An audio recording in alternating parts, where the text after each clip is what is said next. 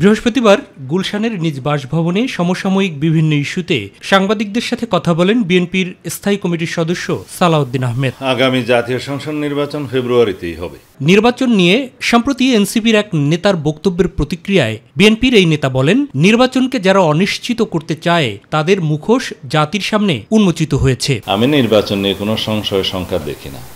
যারা আগামী নির্বাচনকে বয়কট করার চেষ্টা করবে ডাইরেক্টলি অর ইনডাইরেক্টলি, তারা জাতীয় রাজনীতি থেকে মাইনাস হয়ে যাবে। সুষ্ঠু নির্বাচন অনুষ্ঠানে অন্তর্বর্তী সরকারকে রাজনৈতিক দলগুলোর সাথে আলোচনা করারও পরামর্শ দেন তিনি। সবসময় যেই রীতিটা এই সরকার অনুসরণ করছে সেই রীতি অনুসারে রাজনৈতিক দলসমূহের সাথে আলাপ আলোচনা চালিয়ে যেতে পারে কিভাবে আগামী জাতীয় সংসদ নির্বাচনটা শান্তিপূর্ণভাবে সুষ্ঠুভাবে অনুষ্ঠান করা যায়। নির্বাচনের পরিবেশ ভয়হীন করতে যৌথ অভিযান আরও কার্যকর করারও দাবি জানান বিএনপির নীতি নির্ধারণী ফোরামের এই সদস্য।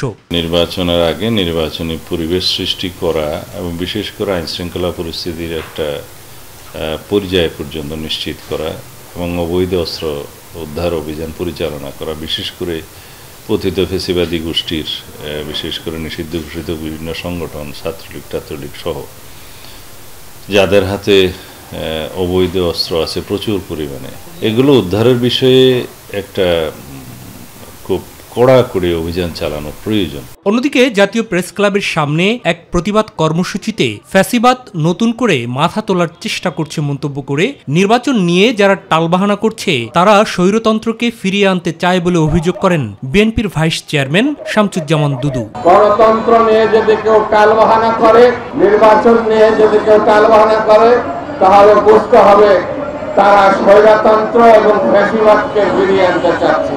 মাহবুব সৈকত, মাই টিভি, ঢাকা।